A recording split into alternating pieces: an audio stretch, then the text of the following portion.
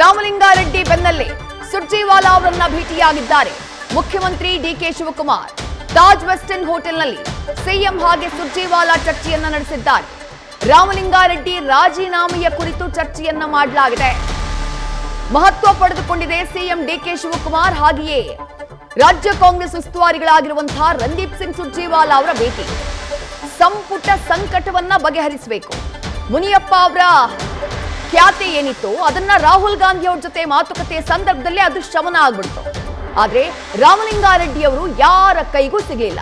ಹಾಗಾಗಿ ಅದು ಪೆಂಡಿಂಗ್ ಉಳಿಯಿತು.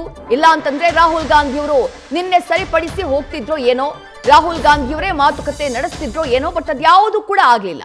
ರಾಮಲಿಂಗಾರೆಡ್ಡಿ ಅವರು ಧರ್ಮಪುರಿಗೆ ಹೋಗಿದ್ದಂತಹ ಕಾರಣಕ್ಕಾಗಿ ಈಗ ಸುರ್ಜೇವಾಲಾ ಅವರ ಜೊತೆ ಮೊದಲಿಗೆ ರಾಮಲಿಂಗಾರೆಡ್ಡಿ ಅವರು ಚರ್ಚೆಯನ್ನ ಮಾಡ್ತಾರೆ. ಅದಾದ ಬಳಿಕ ಮುಖ್ಯಮಂತ್ರಿ ಡಿಕೆ ಶಿವಕುಮಾರ್ ಅವರು ರಣದೀಪ್ ಸಿಂಗ್ ಸುರ್ಜೇವಾಲಾ ಅವರನ್ನ ಭೇಟಿಯಾಗಿದ್ದಾರೆ. ತಾಜ್ ವೆಸ್ಟರ್ನ್ ಹೋಟೆಲ್ನಲ್ಲಿ ಉಭಯ ನಾಯಕರು ಕೂಡ ಚರ್ಚೆ ಮಾಡ್ತಿದ್ದಾರೆ. ಏನ್ ಡಿಸಿಷನ್ ತೆಗೆದುಕೊಳ್ಳಲಾಗುತ್ತೆ ಅಥವಾ ಇವರು ತೆಗೆದುಕೊಳ್ಳುವಂತಹ ತೀರ್ಮಾನಕ್ಕೆ ರಾಮಲಿಂಗಾರೆಡ್ಡಿ ಅವರು ಒಪ್ತಾರಾ? ಇದನ್ನ ಕಾದು ನೋಡಬೇಕಿದೆ. ಇದನ್ನ ಬಗೆಹರಿಸದೇ ಇದ್ದಲ್ಲಿ ಈ ಸಂಪುಟ ಸಂಕಟ ಇನ್ನೂ ಕೂಡ ಡ್ರಾಗ್ ಆಗ್ತಾನೆ ಹೋಗುತ್ತೆ. ಒಂದು ರಾಂಗ್ ಮೆಸೇಜ್ ಹೊಸ ಸರ್ಕಾರಕ್ಕೆ ಸಂಬಂಧಪಟ್ಟ ಹಾಗೆ ವಿಪಕ್ಷಗಳಿಗೆ ಆಹಾರವಾಗೋದಕ್ಕೆ ಮೃಷ್ಟಾನ್ನ ಭೋಜನ ಸಿಕ್ಕ ಹಾಗಾಗತ್ತೆ. ಚಾಲೆಂಜ್ ಅಂತೂ ಡಿಕೆ ಶಿವಕುಮಾರ್ ಅವರ ಮುಂದೆ, ಹೈಕಮಾಂಡ್ ಮುಂದೆ ಖಂಡಿತವಾಗ್ಲೂ ಇದೆ. ಬೆಂಗಳೂರಿನಲ್ಲಿ 3.5 ದಶಕಗಳಿಂದ ಶಾಸಕರಾಗಿರುವಂತಹ ರಾಮಲಿಂಗಾರೆಡ್ಡಿ ಅವರನ್ನ ಸಮಾಧಾನ ಪಡಿಸಲೇಬೇಕು.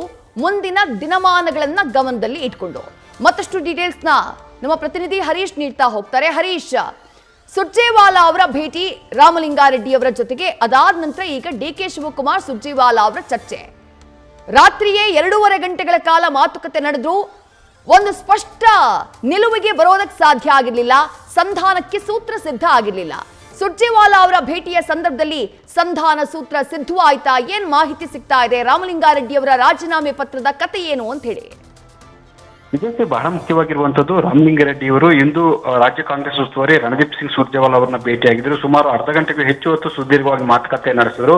ಆ ಒಂದು ಸಂದರ್ಭದಲ್ಲಿ ತಮ್ಮ ಖಾತೆ ಬಿಗಿಪಟ್ಟನ್ನ ಸಡಿಲಗೊಳಿಸಿದಂತಹ ರಾಮಲಿಂಗಾರೆಡ್ಡಿ ಅವರು ತಮಗೆ ಆ ಖಾತೆ ಬೇಕೇ ಬೇಕು ಅನ್ನುವಂತ ಬಿಗಿಪಟ್ಟ ನೀಡಿದ್ರು. ಆದ್ರೆ ಒಂದು ವೇಳೆ ಆ ಖಾತೆ ಕೊಡದೇ ಇದ್ದಂತ ಸಂದರ್ಭದಲ್ಲಿ ಜಲಸಂಪನ್ಮೂಲ ಇಲಾಖೆ ಬದಲಾಯಿಸಿ ಬೇರೆ ಇಲಾಖೆಯನ್ನಾದ್ರೂ ಕೊಡಿ ಅನ್ನುವಂತ ಬೇಡಿಕೆ ಇಟ್ಟಿದ್ದಾರೆ ಅನ್ನುವಂತ ಮಾಹಿತಿ ಲಭ್ಯ ಆಗ್ತಾ ಇದೆ. ನಿನ್ನೆ ತಡರಾತ್ರಿಯವರೆಗೂ ಸಿಎಂ ಡಿಕೆ ಶಿವಕುಮಾರ್ ಅವರು ರಾಮಲಿಂಗಾರೆಡ್ಡಿ ಅವರ ಜೊತೆ ಸುದೀರ್ಘವಾಗಿ ಮಾತುಕತೆ ನಡೆದಿದ್ದಾರೆ. ಒಂದು ಹಂತದಲ್ಲಿ ಕೂಡ ಅಲ್ಲೇ ಎಐಸಿಸಿ ನಾಯಕರ ಜೊತೆ ಮಾತುಕತೆಯನ್ನು ನಡೆಸಿ ಅವರಿಗೆ ಒಂದು ಬದಲಿ ಖಾತೆಯನ್ನು ಕೊಡುವಂತ ನಿಟ್ಟಿನಲ್ಲಿ ಕೂಡ ಚರ್ಚೆ ನಡೆಸಿದ್ದಾರೆ ಅಂತ ಹೇಳಲಾಗ್ತಿದೆ. ಯಾಕಂದ್ರೆ ಜಲಸಂಪನ್ಮೂಲ ಖಾತೆ ಯಾವುದೇ ಕಾರಣಕ್ಕೂ ನನಗೆ ಬೇಡ, ಅದನ್ನ ಬದಲಾಯಿಸಿ ಅನ್ನುವಂತ ಬಿಗಿಪಟ್ಟ ನೀಡಿದ್ರು. ಅದನ್ನ ಬದಲಾಯಿಸದ ಹೊರತು ನಾನು ರಾಜೀನಾಮೆ ಕೊಡೋದಿಲ್ಲ ಅನ್ನುವಂತ ಮಾತನ್ನ ಕೂಡ ರಾಮಲಿಂಗಾರೆಡ್ಡಿ ಅವರು ಹೇಳಿದ್ದಾರೆ. ಈ ಹಿನ್ನೆಲೆಯಲ್ಲಿ ಕೂಡ ಡಿಕೆ ಶಿವಕುಮಾರ್ ಅವರು ನಿನ್ನೆ ತಡರಾತ್ರಿ ಎಐಸಿಸಿ ನಾಯಕರ ಜೊತೆ ದೂರವಾಣಿ ಮೂಲಕ ಮಾತನಾಡಿದ್ದಾರೆ. ಆ ಬಳಿಕ ಅವರು ನಾನು ಸ್ವಲ್ಪ ಸಮಯಾವಕಾಶ ಕೊಡಬೇಕಾಗತ್ತೆ, ತತ್ಕ್ಷಣವೇ ಬದಲಾಯಿಸೋದು ಕಷ್ಟ ಸಾಧ್ಯ ಆಗುತ್ತೆ. ಹಾಗಾಗಿ ಹೈಕಮಾಂಡ್ ನಾಯಕರು ಇನ್ನೊಂದು ಸುತ್ತಿನ ಮಾತುಕತೆ ನಡೆಸಬೇಕಾಗುತ್ತೆ. ನಂತರ ಖಾತೆಯನ್ನು ಬದಲಾಯಿಸಿಕೊಡುತ್ತೇವೆ ಅನ್ನುವಂಥ ಭರವಸೆಯನ್ನು ಕೊಟ್ಟಿದ್ದಾರೆ. ಸೊ ಆದರೆ ಬೆಂಗಳೂರು ನಗರಾಭಿವೃದ್ಧಿ ಖಾತೆ ಹೈಕಮಾಂಡ್ ತೀರ್ಮಾನ ಆಗಿದೆ. ಆ ವಿಚಾರವಾಗಿ ಏನು ಬದಲಾವಣೆ ಮಾಡೋಕ್ಕಾಗೋದಿಲ್ಲ.